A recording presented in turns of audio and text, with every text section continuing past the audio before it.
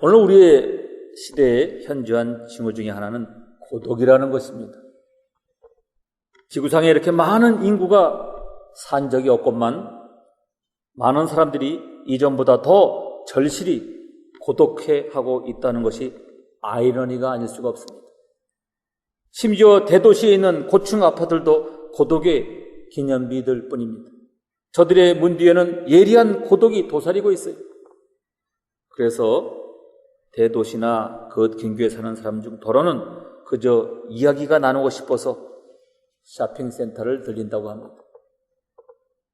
적어도 점원이 그들에게 말을 건네주기 때문입니다.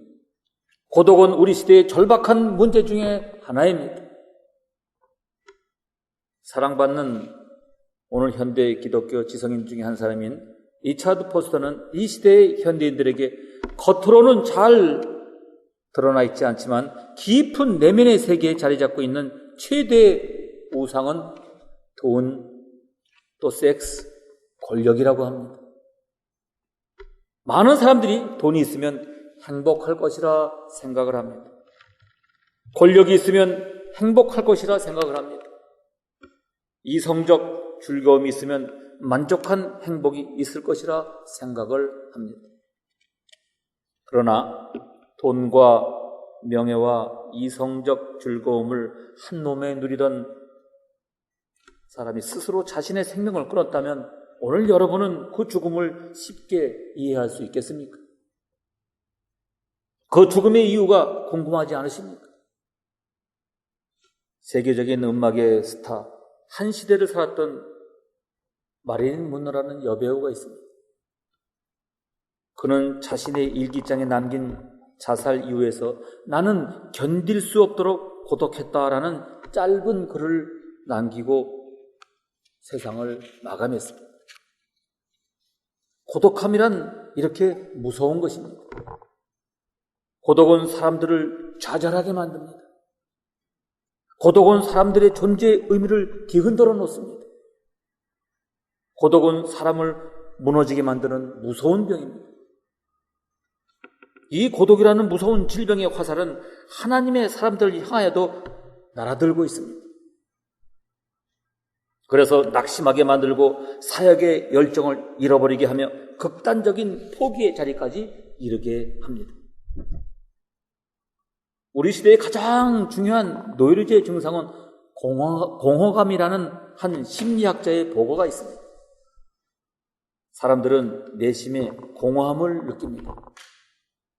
생활은 피상적이고 목적이 없습니다. 인간의 가슴에 다만 하나님만이 채울 수 있는 하나님의 형상, 하나님의 공백이 있다라고 파스칼이 지적하고 있습니다. 또한 어거스틴은 기도하기를 오 주여 우리의 마음이 당신 안에 쉬기까지는 우리에게 휴식이 없나이다라고 했어요. 오늘 당신이 당신 안에 공허를 느낀다면 하나님께 그 괴롭히는 공허를 채워달라고 기도로 구해야 할 것입니다. 그분만이 우리의 삶에 참 평화와 기쁨과 사랑을 넘치게 부어주실 분이시기 때문입니다. 지금 오늘 본문의 엘리야가 그렇습니다. 그런 형편에 있습니다. 엘리야는 참으로 열심 있는 주의 종이었습니다. 비록 하나님의 사명을 할지라도 영광스러움만이 계속되는 것은 아닙니다. 왜냐하면 바알과 아세라 선지자 850명을 통쾌하게 무찌르고 하나님을 온 천하에 알린 엘리야이지만은 그의 모습은 죽기를 소원하는 약하고 곤비하고 외롭고 고독한 모습이기 때문에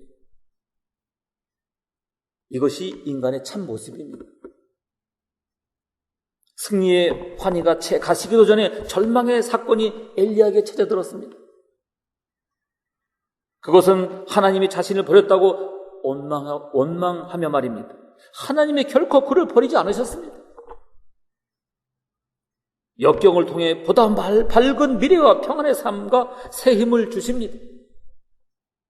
그 사랑은 오늘 우리에게까지 변함없이 이어지고 있음을 우리는 깨달아야 할 것입니다. 엘리야는 그의 고백대로 열심히 득심한 사람이었어요. 그러나 그는 지금 혼자라는 생각을 이기지 못해 절망하고 있습니다.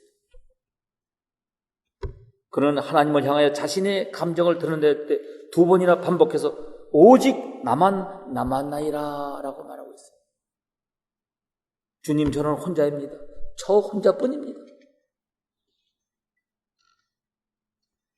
혼자서 무엇을 하겠습니까? 나를 알아줄 사람도 나를 이해할 사람도 없나이다. 그러니 차라리 나를 죽여주시옵소서. 이것이 오늘 엘리야의 마음이에요. 혹시 여러분에게 이런 경험이 없습니까? 이 세상에서 나를 이해해 줄 사람은 아무도 없고 나 혼자만 고통스러워해하고 나 혼자만 슬픈 가슴을 억눌러야 하고 나만 왕따의 삶을 살고 있는 것처럼 느껴본 적이 없으십니까? 가족들도 직장의 동료들도 교회의 성도들도 모두가 나와는 상관이 없는 사람들처럼 생각되어 파도처럼 밀려오는 고독을 견디지 못해 절망했던 경험이 없으십니까?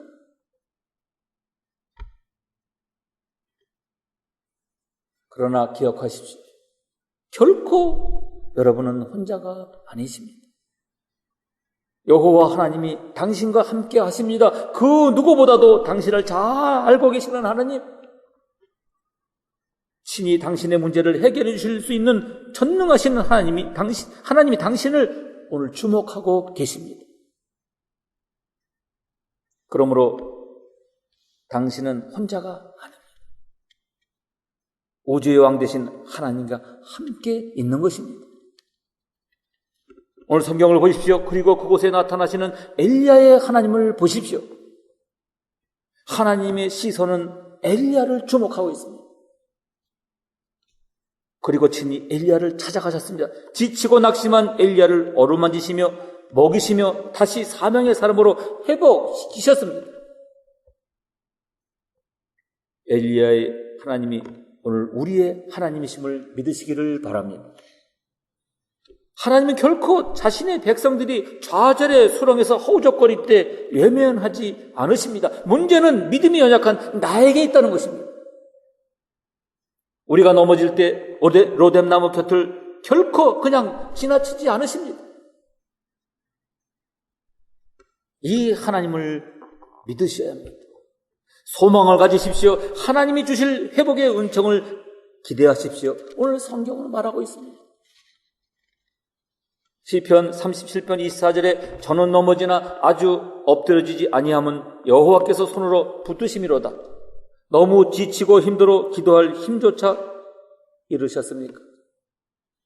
하나님조차 내 형편을 돌아보시지 않는 듯한 절망의 형편이십니까?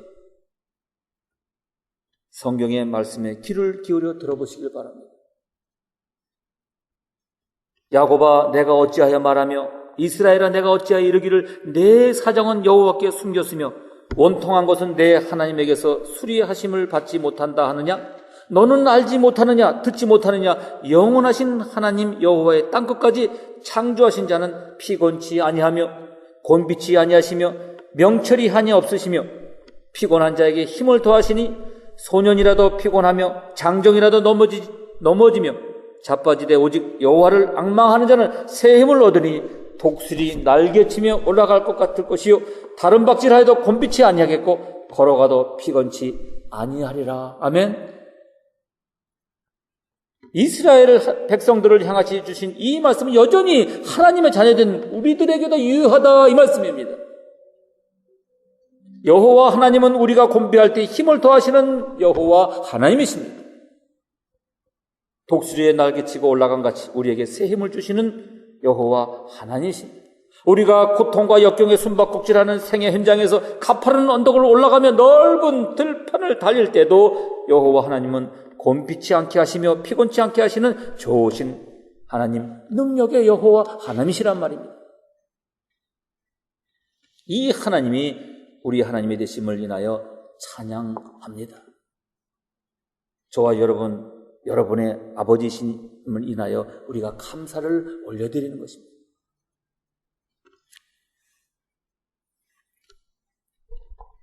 찾아오신 하나님은 로뎀나무 아래 엘리야를 호렙산으로 데리고 가십니다.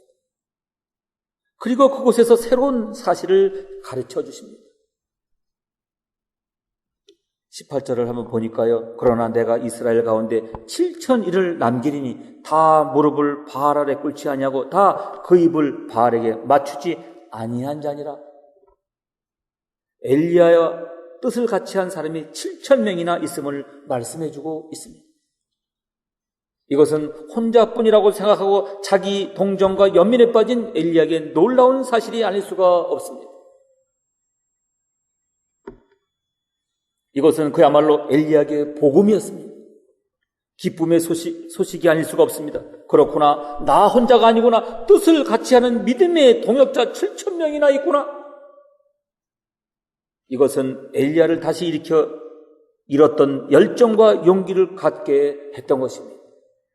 이 7,000명뿐만 아니라 이제 엘리사라는 헌신된 동역자를 보내주십니다. 그리고 엘리야를 섬기게 합니다.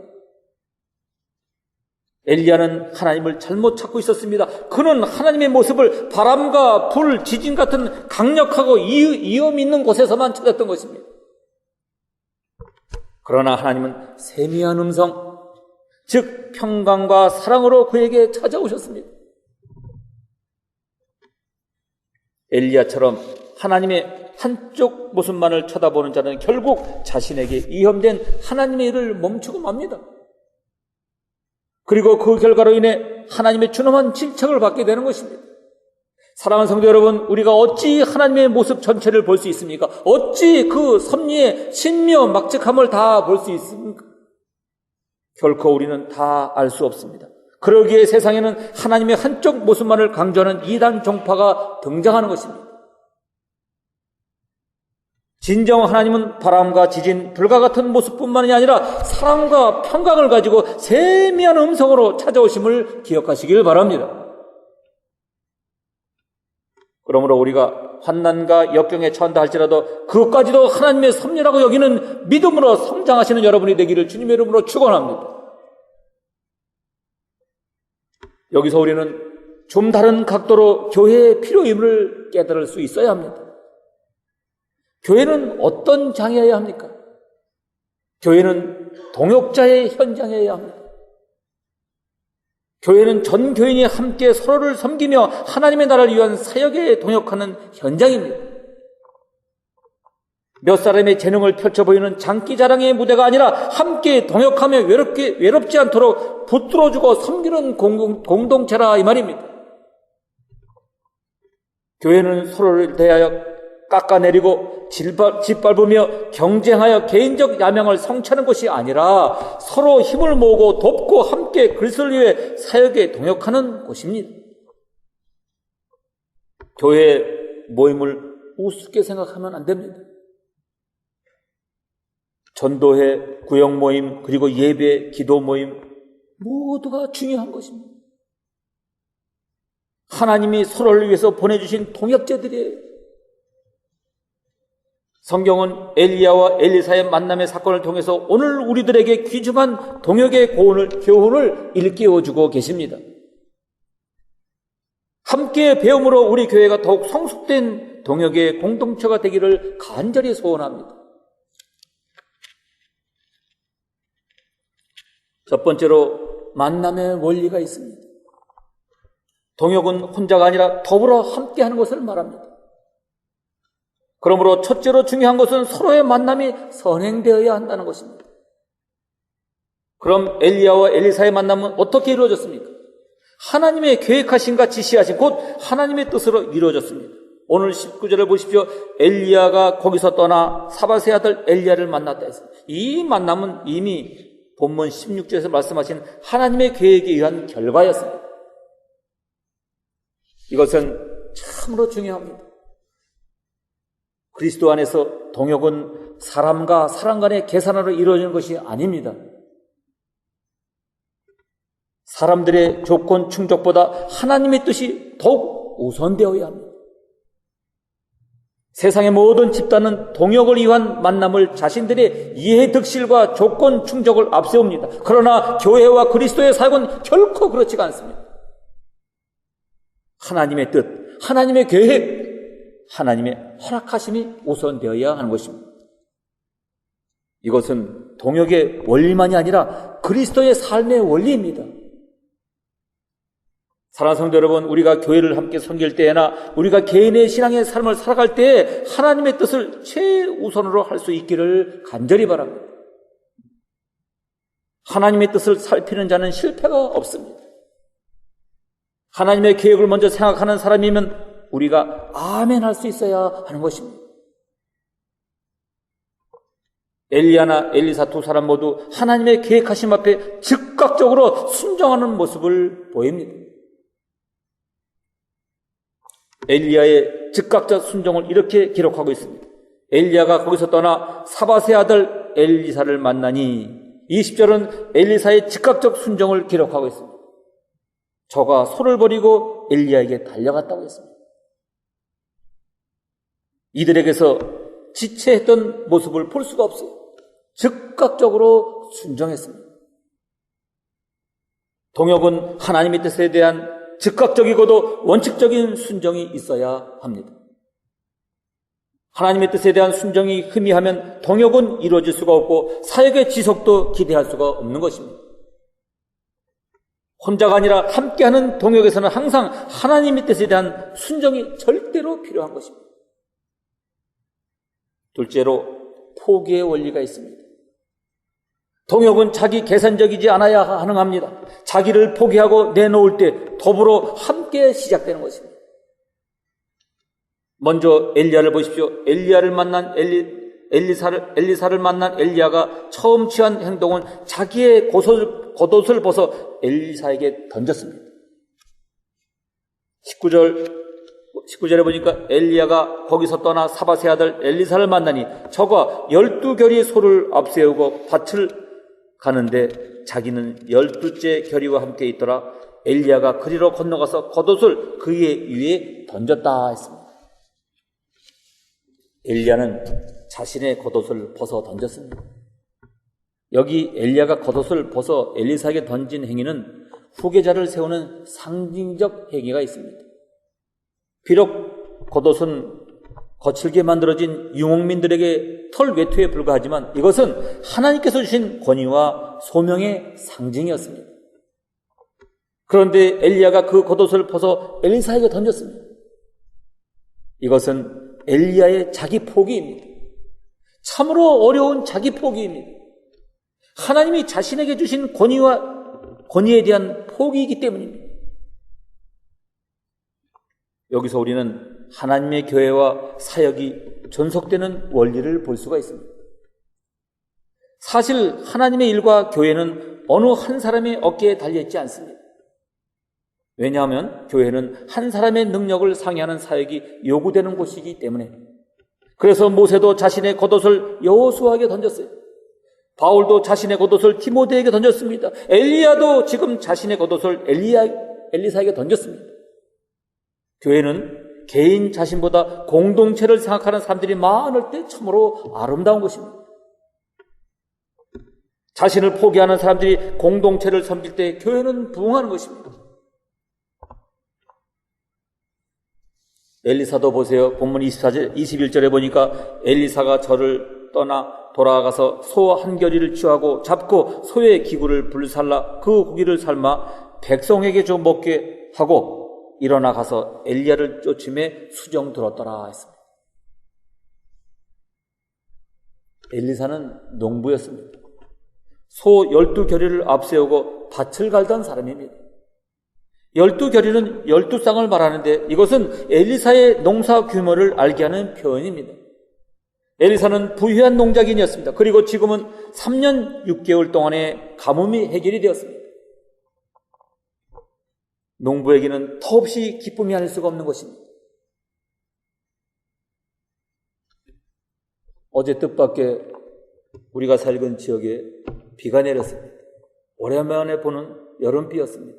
참으로 반가웠습니다. 36개월 동안 비가 오지 않다. 하나님께 기도해서 이 놀라운 축복의 비가 내렸을 때 이들은 얼마나 기뻐했겠습니까? 이제 농작의 부푼 꿈이 꿀 때입니다. 그런데 그는 논과 밭을 버리고 소를 버리고 엘리야를 따라 나섭니다. 이것은 참으로 대단한 자기 포기였습니다. 세 번째로 공개의 원리가 있습니다. 엘리야가 겉옷을 벗어 던진 것이나 엘리야가 소를 잡아 사람들에게 나눠주고 기구를 불러준 것은 자신들의 사역에 대한 공개적인 증거의 행위입니다. 우리는 함께 같은 길을 한다는 선언입니다. 동역은 비밀리에 행하는 스파이 사역이 아닙니다. 비밀리에 편을 가르고 당을 지어 하는 일이 아니라 공개적으로 서로를 신뢰하고 마음을 함께하여 행하는 것입니다. 음지에서 수모하는 것이 아니라 양지에서 서로를 믿어주고 서로를 도우며 하는 것이 동역입니다. 공개적이지 못한 것은 대다수 옳지 못한 일이거니와 옳지 못한 관계일 때 그렇습니다. 그러나 동역은 공개적 사역입니다. 그래야 서로의 신뢰가 바탕이 되는 것입니다. 사랑하는 성도 여러분, 그리스도를 위한 영광스러운 사역에 당당하십시오. 사람의 눈치를 살피며 사역할 때 아름다운 동역 관계는 이루어지지 않습니다. 동역함에 대한 당당함, 이것이 서로에 대한 신뢰입니다. 이것이 서로에 대한 믿음입니다.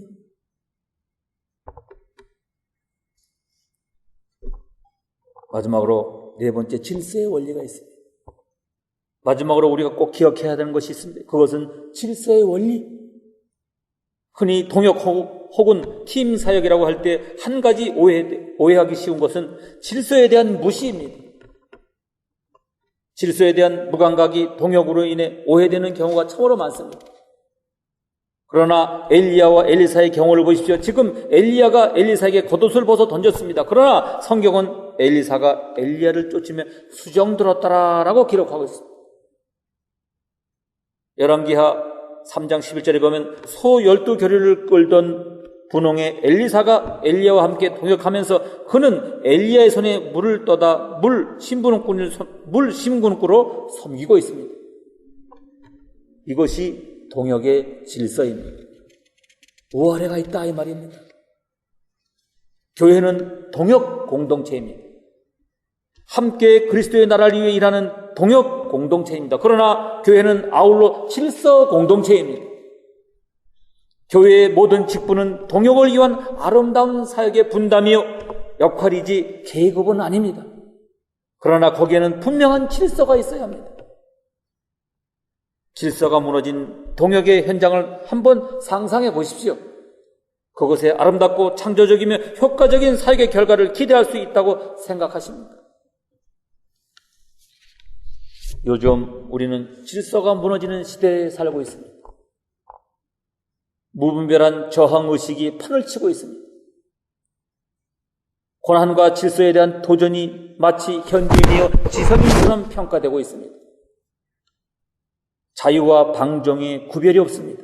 민주와 질서의 개념이 혼돈되고 있습니다. 이제는 교회마저도 이 물결 앞에서 정신을 못 차리고 있습니다. 성경은 분명히 질서를 가르치고 있습니다.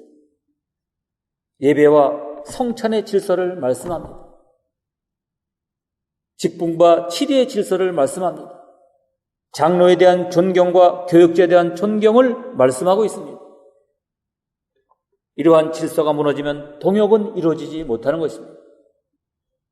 교회는 교회로서의 기능을 다하지 못하는 것입니다. 우리 교회는 질서가 분명한 교회가 되기를 간절히 소원합니다. 하나님이 찾는 사람, 하나님이 찾는 교회. 하나님은 어떤 사람을 찾고 계실까요? 하나님은 어떤 교회를 찾고 계실까요? 하나님의 뜻을 우선으로 아는 사람들, 그리고 그 뜻 앞에 자기를 포기할 줄 아는 사람들, 그리스도의 영광을 위한 사역에 지극히 당당한 사람들, 그리고 질서를 아는 사람들을 찾고 계십니다. 오늘 여기 모인 우리들이 바로 그 사람, 바로 그 교회 우리 모두가 되기를 간절히 소원합니다.